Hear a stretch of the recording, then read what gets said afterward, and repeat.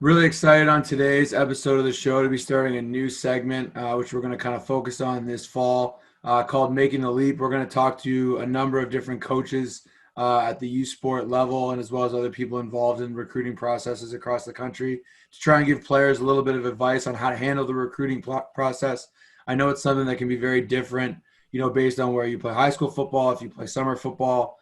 And getting recruited is always something on the minds of players. So we're going to try and talk through a number of topics on that, starting today with Laurier offensive line coach Zach Scotto. Happy to have him back on, and talk to a little bit today about something that I think some people may not totally understand, and that's what are all the benefits of actually playing university football. Obviously, we all like to play football. That's great. But I think there's a lot of recruits and a lot of parents deciding whether they want to continue to play as a football player in university when you have more demands on your time. And Coach Scott is just going to kind of run through, the variety of things and ways that it sets you up to be successful, both as a player, as a person. So, Zach, thanks for being on and looking forward to this. Appreciate being here, Coach. I enjoy talking ball anytime I can, and I know right now, especially without in-person visits and things like that, that there are a lot of people that are going to be struggling through the recruiting process, not knowing whether to accelerate it and just make a decision or try and wait it out to see if anything does eventually open up. And then there are those people that are kind of on the bubble that don't know if they even do want to play university football. And, I wanted to take this opportunity to kind of give the idea of all the benefits that aren't just football, right? When we start playing a sport and when we fall in love with a sport, we obviously want to play it as long as we can. And that's certainly something I'm going to talk about a little bit, but playing university football is so much more than just the football. So taking a little bit of time to understand what it is you're walking into and what it is you should be looking for in your process in terms of the things other than football, right? What is it that this school is going to offer me, and what is it that this team can do for me, so that I can put myself in the best position when I ultimately do leave this university. So looking at why we ultimately should play university football, or why you should play university football, we're going to look at a couple different things. This is kind of the framework that we want to look at when you're thinking about these things, right? When you're talking to a coach, or you're looking at a university program, or you're looking at a football team, university football team, you want to ultimately think, when it's all over, who do I want to be? What do you want to have accomplished? What do you want to have learned? And what do you want to know? And who do you want to know? So that, that stupid expensive, crazy expensive piece of paper that you're going to get at the end that proves you're able to critically think and work hard from academics is really, really important. However many games you dress or start or championships you win or whatever your football experience is, that's really, really important. But that doesn't tell the whole story, right? When you walk away with that piece of paper and your football experience in hand, you want to be able to answer who you are, what you've accomplished, what you've learned, and what your network looks like, whether that's through the football team or through other things. So these are the kind of frameworks that we want to think about when we're starting to look at what else can a university offer me, right? Who do I want to be? What can I accomplish there? What can I learn there? And who can I get to know, right? Who is that team, or who is that university connected to? So what we're going to look at is just general U Sports information, right? So some things that maybe you do know, maybe you don't. I'm certain there are a lot of parents that may watch this that don't really know a ton about U Sports. So just giving a little bit of a breakdown on what U Sports football looks like across the country. And then the big piece is, as I said earlier, is what university football can do for you, right? In your recruiting process, there's going to be a lot of talk about what you as a recruit can do for me as a coach, right? You can come in and compete right away, or you can come in and be a starter right away, or you're going to come in and develop and turn into a really good football player, or you're going to be a great leader on our team, blah, blah, blah, blah, blah, right? But you also need to be selfish on your end and ask, what is it that you can do for me, right? Are you going to give me a scholarship? What's your academic programs like? What are your pro connections like? What kind of bursaries do you have at your school? What kind of support systems do you have where I can learn life skills? What type of networking opportunities do you have? What type of connections do you have in the community for me to be able to get a job after or during while I'm there? All these types of things you need to be thinking of, because those are all the things that are going to affect that framework that we talked about when you get out of university. So we're going to take the time just to think about and talk about some of those things. So looking at U Sports in general, U Sports is our governing body. It used to be called CIS. Now it's called U Sports, so that there's no, because it used to be CIS, and then I think it was SIC for the French one. but they rebranded a couple years ago and called it USports so that there's no translation needed. It's just USports. USports is our governing body, and then within USports, there's multiple conferences. So there's Canada West, there's the OUA, which is Ontario, there's RSEC, which is Quebec, and then there's AUS, which is out east. Within these 4 conferences, there's multiple teams. In Ontario, there's 11. You can go look at the other conferences to figure out how many teams there are in the other ones if you need to. But in the OUA, there's 11, 27 in total across the country. Everybody pretty much plays an 8-game regular season for the most part. Most teams start in August, and the Vanier, which is our national championship, happens around the end of November. In Ontario, we have a 10-day training camp. Some training camps vary across the country in terms of length. Some training camps vary based on if you're going to have a preseason game versus a crossover with another team versus nothing.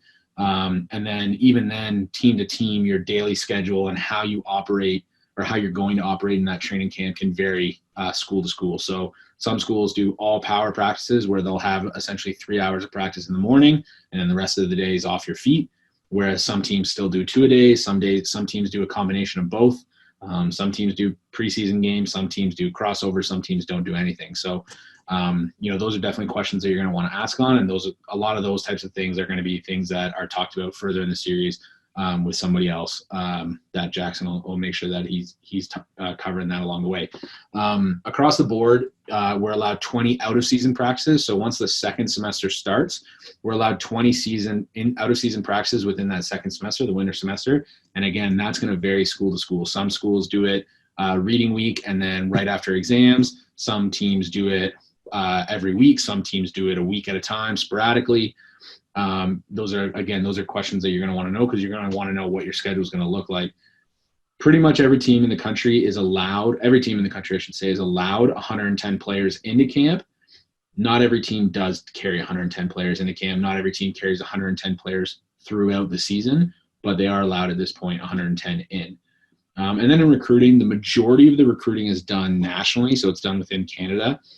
But with prep schools coming up and Canadian kids getting a lot more attention, there is a lot more international. There is the occasional American that comes up to play in Canada.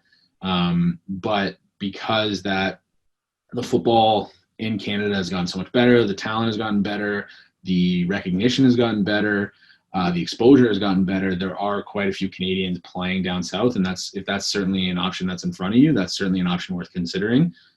Because the level of competition overall in high school football in the States is definitely higher than in Canada.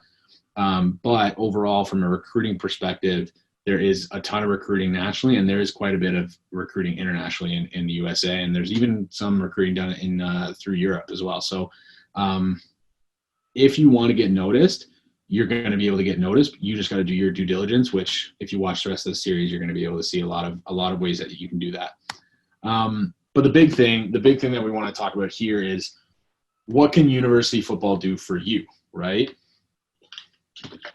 Excuse me. As I said, recruiters and coaches are going to come up with ideas and project and put you in places where they think that you can fit. And some of them may be what you do want to hear. Some of them may be what you don't want to hear. If you're a tackle and they say, we see you as a guard and you don't want to play guard, or you think you're a starting caliber player right off the bat, and a coach says, I think you need a year or two to develop. There's going to be things that coaches say to you that you agree with or don't agree with, but either way, there's going to be a lot of conversation about what you can do for that football team, right? Some of it you like, some of it you don't. But in your recruiting process, you also need to consider what they can do for you, right? It needs to be a two-way relationship. You need to get something out of it as well. And there's a lot to be gained from being a university football player. So for example, the first thing has to be education. You need to do your part. You need to do your due diligence by asking questions, by doing the research, by asking veteran players, by asking other people you know at the program.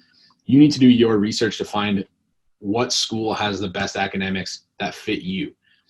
If you're being recruited by a school, for example, if you're being recruited by Laurier and you're interested in engineering, don't bother talking to us anymore because we don't have engineering, right? And there's nothing we can do about that. We have no control over that. But if a school doesn't have the program or the major or the academics that fit you, that you want, that's the story's over, because education has to come first, period.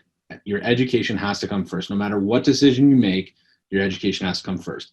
For the most part, no matter where you go, you're going to get a great education, but you need to make sure that the education that you choose is going to be good, right? It's got to be the one that fits you, right? So if you want engineering, and say, using Laurier as an example, I'm a kin guy, but you want to come to Laurier for the football, or you want to come to Laurier for the social, or whatever.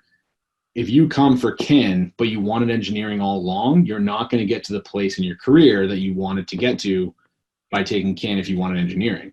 It's possible, but it's not easy to do.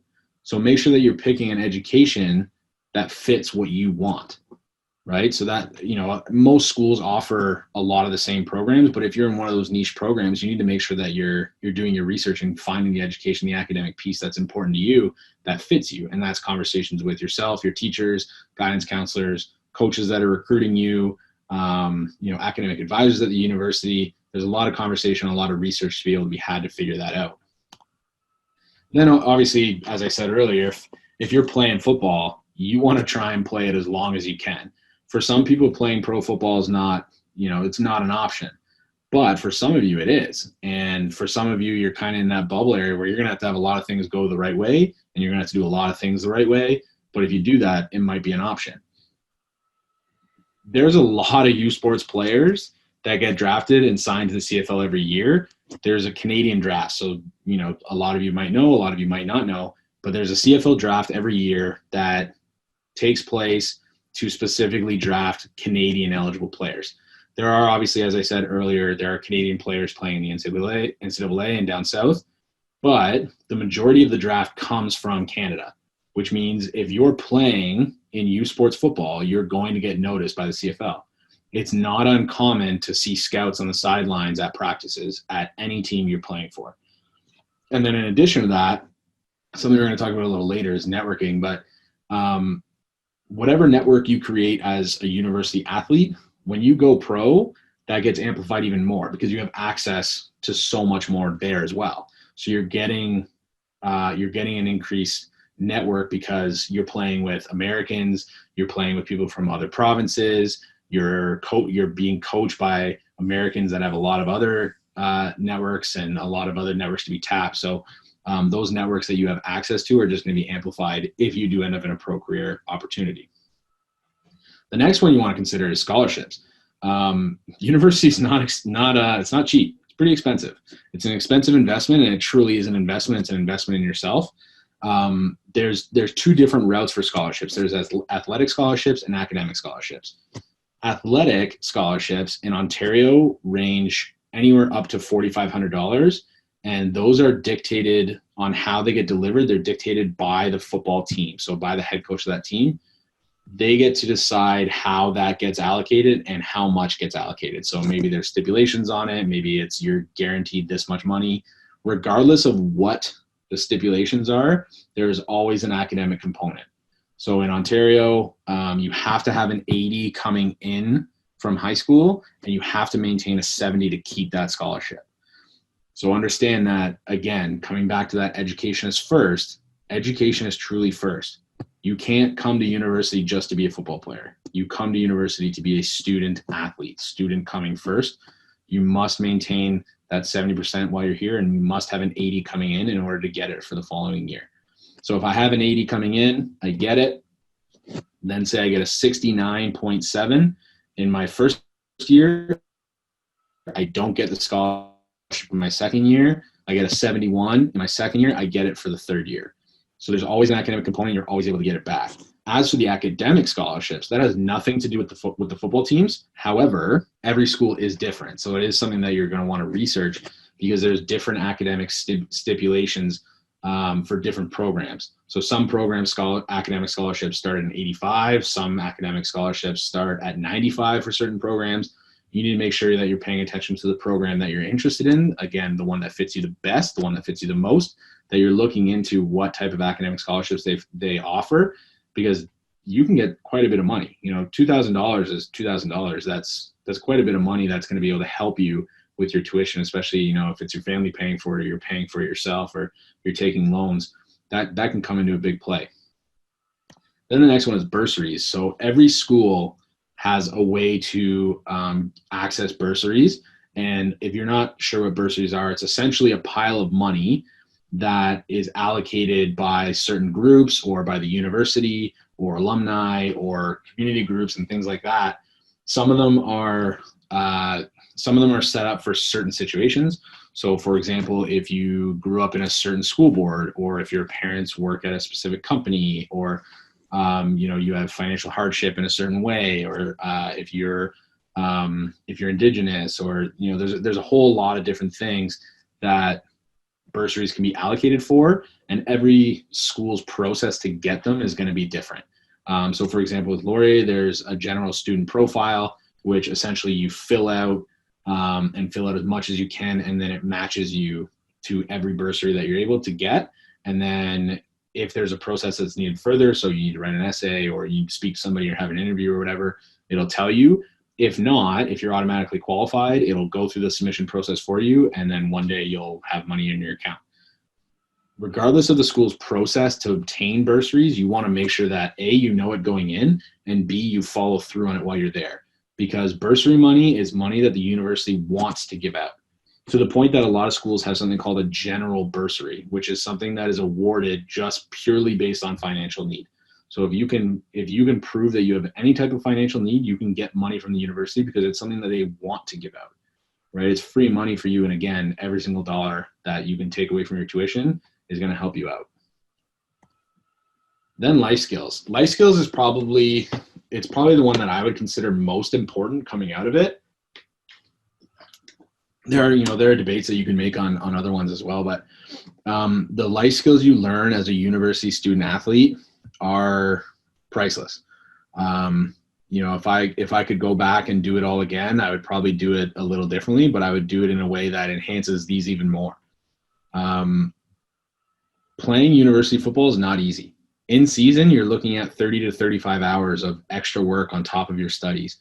That's through lifting, that's through studying, that's through playbook, that's through extra film, that's through practice, that's through therapy and game day and rundown, and it adds up. And it's essentially like working an extra full-time job while you're also studying, and it's not easy. And whether you like it or not, you're gonna learn time management. But you want to know what type of services or support systems does the university offer to help you with that. Do they entrust you to just figure that out on your own, sink or swim, or do they have a process where they help guide you through that? Are they assigning a coach to you to help you work on making your daily schedule, or do they have some type of academic support program, or is there a program or a service on campus that we have access to as student athletes that help you do that? Accountability is going to be huge. If you're not accountable, you're just not going to achieve your goals, and you're going to have some regret and some what ifs, and you're going to have to live with that. You're forced to be accountable both on the football field and off of it, because again, there's an academic component. There's an academic component to scholarships, but there's also an academic component to eligibility. If you fall below a certain GPA, you can't play. You're almost being forced to be accountable. And the lessons you learn in terms of accountability when you get out of school, you're going to be miles ahead of the competition in your career field, because they're not used to that, right? The general student population that you'll be competing with in your career fields aren't used to that time management, that work ethic, the accountability that you have to have on a day-to-day basis. They're not used to that.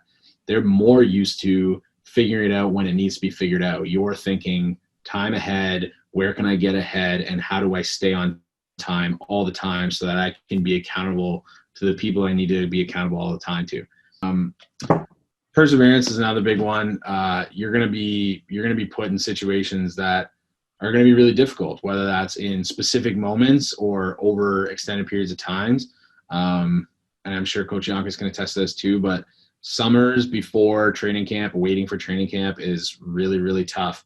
Having to get up at 6 a.m. to go lift, and then having to go to work after, and then having to go to a summer run, and then prep your food to eat that night, and then for the next day. Like, it's a grind, and it's every single day, and it's really, really hard, and you have to persevere through that.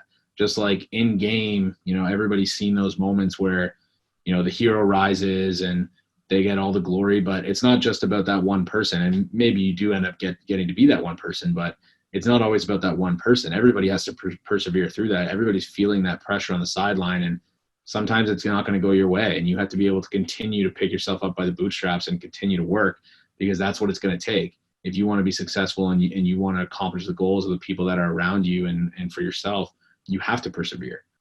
And then organization falls right into the time management idea too, that if you're not organized, you're just not going to be successful. And your coaches should put you in a good situation for that. But that's, again, something that you want to make sure you're asking about when you're going through that recruiting process, so that you're going to be in a position that you're going to feel organized, right? How do your potential coaches prepare for an opponent? How do they file their scouting reports? How do they look at opponents? What are the things they're looking for? What kind of data do they pull? How many games do they watch? What does their office look like? What does everybody's offices look like? What is your individual coach, your head coach, your coordinator, right? You want to see how they operate, so that you have a good feel on what they're preaching and how they're operating their lives, so that you can take that in, right? You can learn from them. You can use them as a mentor to learn how to do that. And again, what type of support systems does this school that you're looking at, or does this team offer? They're going to help you become more organized if that's something that you feel like you might struggle with. And then all those things, if we're looking at the picture on the right there, like time equals money, everybody's heard that. But as a student athlete and as an adult, when you get into the real world, time is your most valuable commodity, right? Money is really, really important, don't get me wrong, but time is your most valuable commodity, because there never seems to be enough of it. Which means if you only get 24 hours in a day and you're sleeping 7 or 8 hours, trying to at least, you only get 16 hours in a day, and you got to make sure that every single one of those hours count. Well, then what happens when you have kids and you're in a relationship and all the other things that happen to get in the way of life? What are the things that you're going to be able to rely on and have as your foundation? It's everything that's on the screen right now, which is everything you learn at a heightened sense, way more than the general student population, is when you do this with football, right? You're forced into these situations and you have to embrace it and love it, because when you come out on the other side, you're going to be a better human being than you were when you came in, and you're going to be a better human being in terms of how you operate your life than a lot of other people out there. This one is huge, and this is one that might not really be considered a whole lot, but when you join a football team, pretty much anywhere you go, you're going to become part of a network just naturally, right? You're going to have your teammates, you're going to have your position mates, you're going to have your coaching staff, you're going to have other varsity athletes at the school, you're going to have the athletics community at the school, and that's just from coming, right? Just from coming to the school, just from being a part of that team, you automatically are part of that network. How you learn to leverage that network and build that network and foster the relationships, that's on you, but you're part of that network automatically. Then there's tons of other networks for you to be able to access and tap into and add to your network, such as sponsors, such as professors in your program or other students in your program, members in the community. So if you go out and do volunteer opportunities, same with volunteer organizations, and then like on campus and off campus jobs, you want to make sure that you're asking, what type of positions do your players usually work in the summers, and how did they get them? Did they get them on their own? Did they get them using the football team? Did they get them through the football team, right? Did they just name drop the head coach in an interview because they knew each other, or they had good memories with that guy, or whatever the story is, right? But you have access to all these networks that you can then leverage either while you are at university or when you come out of university. There's a lot of things that are said out there, but one of the most important ones is it's not about what you do, it's about who you know. And when you're a university football player, the opportunity to leverage the who you know part is huge. And just like I said, if you do happen to end up playing pro football, or get involved in the pro football game, that network's going to be amplified. You're gonna have access to so many other networks that you're going to be able to foster all those relationships even more. And it's really going to be able to help you once you do get that piece of paper and you get to go out into the real world. And then finally, that resume piece that we're saying, I get that piece of paper and I'm ready to go into the real world. What happens now, right? Am I a pro football player? Did my career, sorry to shut this out, Jackson, but does my career end in my second year and I got to figure something else out, right? Football is going to end eventually. That is a fact. Football isn't like any other sport. It's going to end. Either your body's going to tell you it's time and it's done, or someone tells you you're not good enough anymore. Either way, regardless of which situation happens, it ends. That's a fact. It's not going away. So then what's next, right? What do I do? Do I get myself ready and have something planned, and I've fostered relationships and I've leveraged my networks and I have something set up for the second I graduate? Or do I have to sit there for 6 months and try and figure it out? You want to make sure that you're talking to the coaching staff and the athletic director and anybody that you can, academic advisors, about the school that you're going to. What's going to happen when I graduate? What are you going to help me with to make sure I'm in the right position when I graduate? Or am I on my own, right? And every university is going to have different plans and different ways to support you, but you want to make sure you have a plan for what's next, because those first 6 months after, if you don't have a plan, they're pretty dark times. Then you want to ask yourself, what's going to differentiate me from other applicants? So when I'm done, when all is said and done, and I put that resume into a file, or I put my resume ends up on somebody's desk, what's going to make me different from somebody else? Being a student athlete is automatically one of them. But what are the other things that are going to do that? Is it going to be my major? Is it going to be my degree? Is it going to be my network? Is it going to be my life skills? Is it going to be just the fact that I was a student athlete? What is it that's going to make you different from other applicants? You want to know that when you're picking a school. You want to make sure that those are conversations that you're having with your family, or having conversations with the people who are recruiting you, that you want to have that on your mind already, because you need to be planning for that. Because, as I said, university is a huge investment, and you want to know every single thing that you can throughout the whole process, not just your first year, not just about your 4-year program, not just about the football team. What happens to me when it's all over? So what happens to me when it's all over? I will tell you this: employers value varsity athletes. If they see varsity athlete on there, as long as you back it up the right way, like, don't just put varsity athlete at X school, because then they're not going to really care. It's just another line on their resume. But if you can show all the things that we talked about, why varsity athlete is something they should consider, there are a lot of employers that already value varsity athletes, and especially football players, because the people that are employers that are in the know that you've committed 30 to 35 hours a week for your training, for your practicing, for your meetings, for your playing time, for all your therapy, for all these things that you have to put in time for, and you are a full-time student at the exact same time. They know that you know how to work hard. They know that you know how to think critically, because you're forced to be in those situations all the time. They know you know how to manage your time and work efficiently. They know you're going to have a high work ethic. And those are all the things that employers value. Those are all the things that they're looking for on top of a degree, on top of your work experience. They want to know, what type of skills can you bring to our team to help make us better, right? And all these things that they're looking for, you're going to learn and foster and develop at an extremely high level if you decide to be a varsity athlete. So you want to make sure that you're considering this when you're looking at, if you're already being recruited, or if you're about to be recruited, or you're going to be recruited. You want to be thinking about these things. What's going to differentiate me when I get to the end of this? And if you're not thinking about going to university football, I strongly you to consider to at least have some conversations with either your high school coaches, or maybe a guidance counselor, or reach out to some coaches and ask some of these questions, right? And see if maybe this is an opportunity for you that you should pursue. Because I'm not going to lie to you, it's not easy. It's not easy. But what you get out of it on the other end is definitely going to be worth your time. So at the end of it all, you want to become the most desirable candidate, right? You want to have, when you leave whatever university you decide to go to, you want to have options. You, as I said, you don't want to be in that 6-month dark period of not knowing what's going to happen. You want to give yourself options. And the way you give yourself options is by becoming the most desirable candidate you can, diversifying your profile.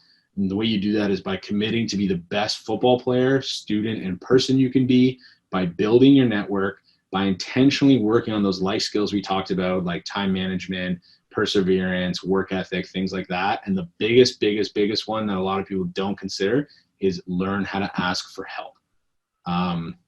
Whatever school you go to, the coaching staff is there to help you. The athletics community is there to help you. The other varsity athletes there are there to help you. Your teammates are there to help you. Make sure you tap into that network, learn how to ask for help, And when you learn how to ask for help and apply all these other things that you're learning, you're going to become the most desirable candidate at whatever it is that you end up doing after your football career is done. So that's the presentation. That's why I think you should become a university football player. You should consider becoming a university football player. I'm open to talking about this at any point. This is all my contact information. Feel free to reach out at any point. I'm more than happy to talk about it. I think it's the best experience you can have.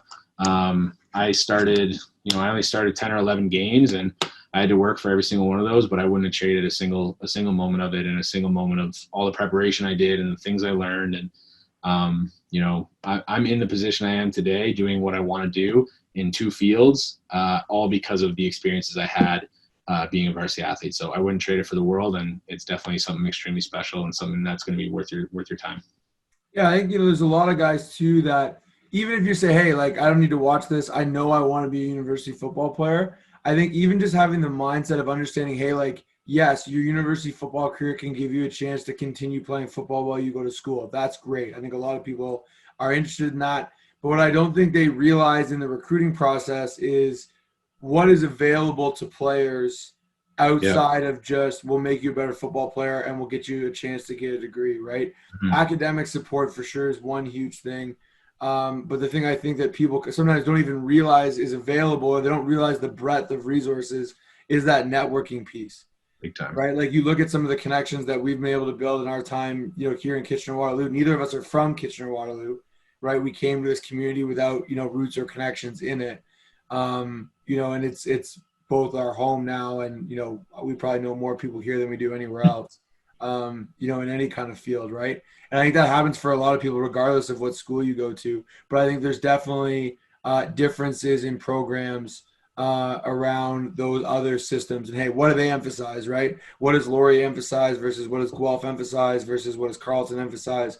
And what combination of those things fits me, as a player? I think that was a great point. And the other point that, I can't speak high to enough as well is, part of it is great. University football is going to do those things for you in terms of it's going to make you more persistent. It's going to make you have better time management, but it's also going to do those things to you. Like, you need to be ready for, that to come down the pipe. It's not like, they give you your swag bag, at the start of training camp. They don't give you your persistence. That's a one day at a time thing. But when you get on the other side of it, I think it shows up for me in my everyday life. And I know athletes that have played, whether it's football, basketball, other sports, rugby, that I know well, that, we often laugh and make those comparisons to, oh yeah, like, how's work going? Well, kind of tired, but like, we're going to push through it, or, really hitting the fourth quarter of, of this week or whatever it is. But like, you have that kind of ingrained sense of, hey, like, I've gotten hundreds of opportunities to wake up earlier than other people and do work that other people don't want to do early in the morning. And I think that alone, right, that alone translates, directly to life. So two great points there that I really held on to. Anything else you wanted to add for, for people? Again, you may say, yeah, I get it. I want to be a university football player. I get it. Anything else just about that process in recruiting of understanding what universities are doing for you? No, I would definitely just say, like, you might think of it as a weird question to ask, and you might think, like, okay, if I ask this, like, if I ask a recruiter, what is it that your program is going to do for me, you might think just instinctively, based on how it sounds, that, you're being snobby or might turn them off. But at the end of the day, if you think that it's going to turn them off of you, is that somebody that you really want to be talking to about for, your next 4 or 5 years of your life? So you want to have a relationship with whoever it is that's recruiting you, that you feel like you can ask them anything. And if at some point you feel like you can't, then, there's probably some red flags there. But again, that's everybody's experience through their recruiting process is going to be different, but don't be afraid to ask the question, because it is about you, right? Like, your recruiting process is your recruiting process. It's not dictated by the school. It's dictated by you, because it's about your next 4 or 5 years. It's not about the football team's next 4 or 5 years. It's about your next 4 or 5 years. So, be a little selfish, right? Don't, I could use a bad word, but like, don't be a jerk about it. But, you're allowed to be selfish in your recruiting process and find out what's going to be the best fit for you. You're allowed to do that. It's your process. So pay attention to the next videos coming out. I'm sure you're going to learn a lot, and there's going to be a lot of great information. And I hope that all of you have great recruiting processes and work out the exact way you want it to. Not everybody's does, but if you decide Laurier is a potential good fit for you, reach out to me and I'd be happy to talk. Awesome. Well, like I said, and Zach kind of brought up, we're lining up guests for the next couple months to talk everything from, how do I make a highlight tape to, how do I, do my best academically as a recruit to give myself the most number of options. What should my social media profiles look like? And just some advice from some other coaches who have, been doing this recruiting thing for a while and I've seen kind of the do's and don'ts on both sides. So really excited about this. I think it's going to be really valuable for players, parents, and even high school coaches who are just looking to help, give advice to their athletes. So appreciate it, Coach, and we'll see you later. Thanks for having me.